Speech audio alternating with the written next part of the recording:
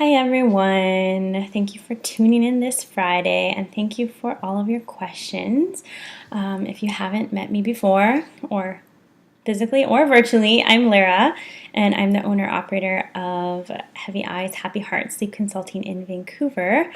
And I like to do this Friday Ask Me Anything question and answer period as just an opportunity for families to get some more help and support and to also learn a little bit more about myself and the work that I do with infants and toddlers. So this week it was so hard for me to choose. You have no idea. I want to help everyone. I really do. And so I really struggled with which question to choose. But the good thing is that if you sent me a question, I will always try to respond to your question and point you in the right direction with regards to resources, or give you more advice on how I might be able to help and support you. Generally, this is the case when a question is very large, I just want to be able to give you a little bit more individualized feedback for that. So this week's question is from Carly, and I know Carly has been tuning in since the beginning of this segment, a whole 4 weeks. But thank you, Carly. That means a lot to me.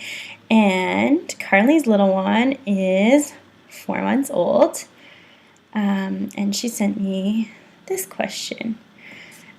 So her daughter is Ellie. Maybe I shouldn't say that. I hope you don't mind, Carly. Anyways, Ellie refuses to sleep for her last nap in her crib around 4:30-ish. She fights it so hard, and I'm very often just calling it after an hour. I try not to feed her before naps, but after an hour of no sleep, I will break down and do it, and then she'll maybe sleep in my lap for 20 minutes afterwards, and then she's up.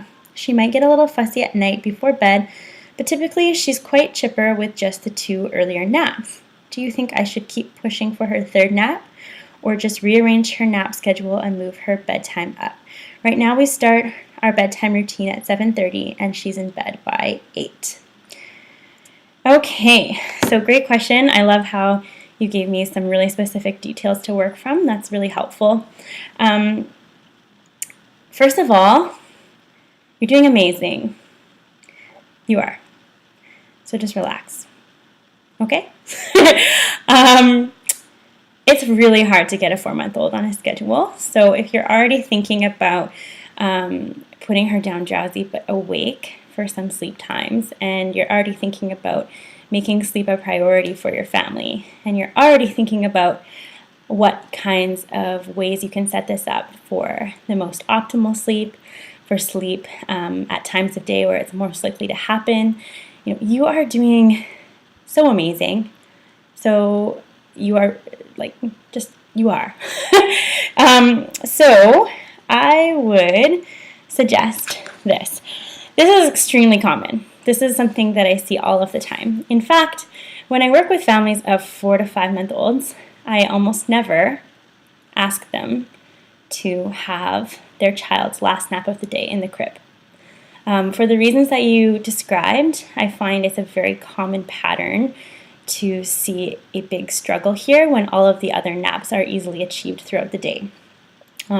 So although an infant might be going down quite easily for naps at the earlier times of day, the last nap of the day in the crib always seems to be a challenge.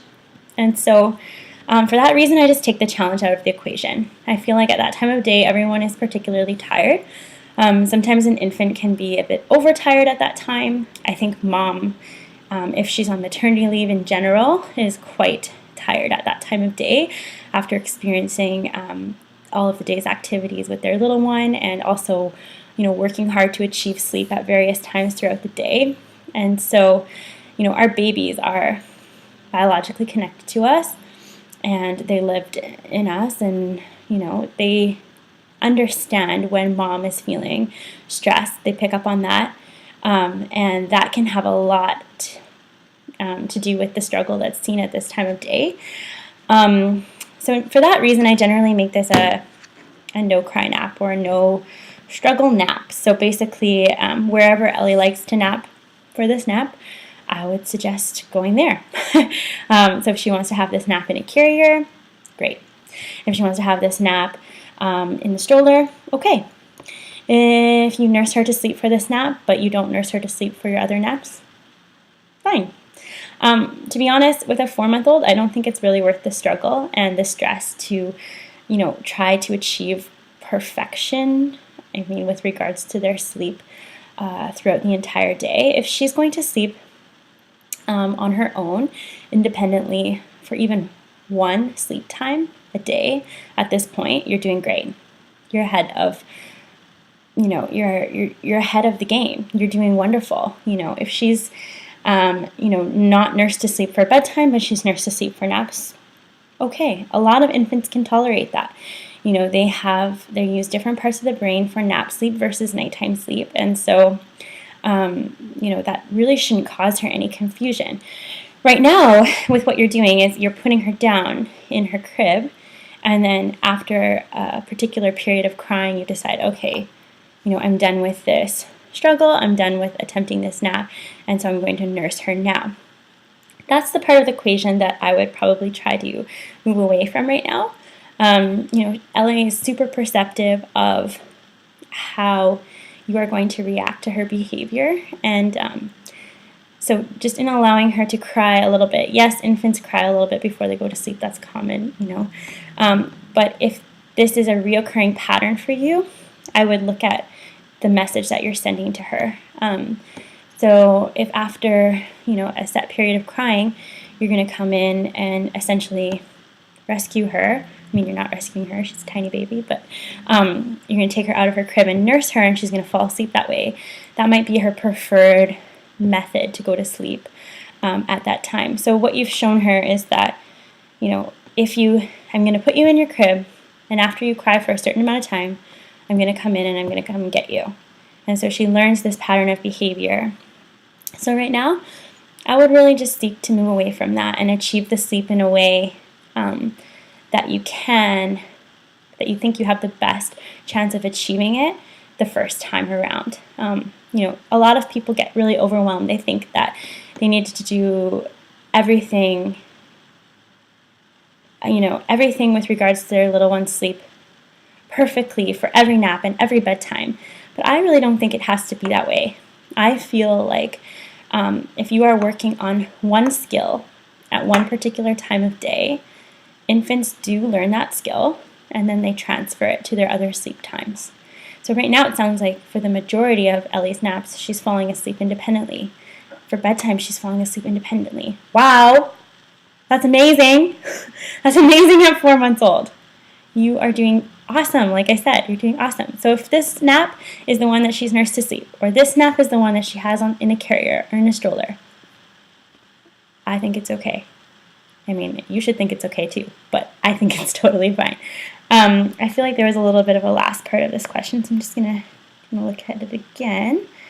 Oh yeah, in the earlier part of your post, you also asked, she seems quite chipper with the 2 earlier naps. Do you think I should keep pushing for her 3rd nap and just rearrange her nap schedule? So generally, I would recommend 3 naps a day up to 6 months of age. But what is more important is the total number of daytime sleep hours. So, she might be achieving that within her 2 naps a day, but generally that's 3 to 4 hours for a 4-month-old of daytime sleep. And it doesn't sound like she's quite getting that. So I would keep working on that 3rd nap. There is a chance she could be overtired as well, and that she might even need 4 naps. Sometimes I see 4-month-olds have 5 naps in a day if they're having 45-minute naps, which is also quite common at this age group. So hopefully that answers your question. Hopefully it helps to reassure you some.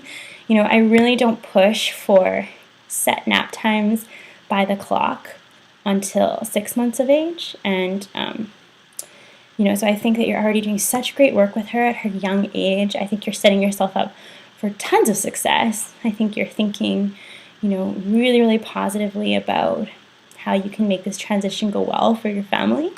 And so I would just, keep rolling with it, keep going with what you're doing, and let me know if there's anything more that I can do for you. Of course, I'd love to work with you one-on-one as your baby gets a little bit older, or, if you feel like you have any needs that are more challenging and you'd like one-on-one support with those.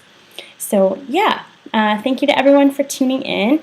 Please send me your questions. This week I had so many questions from moms of 7 to 8 month olds, which actually happens to be the age group that I work with the most. There is a peak in separation anxiety at that time, and so there can be bedtime struggles where there weren't before. So yeah, please do reach out, and I will certainly keep those questions for next week if I don't receive very many, and I will also try to touch base with each of you. So thank you so much for tuning in, and have an awesome weekend. Hopefully the sun sticks around. Thank you so much. Bye.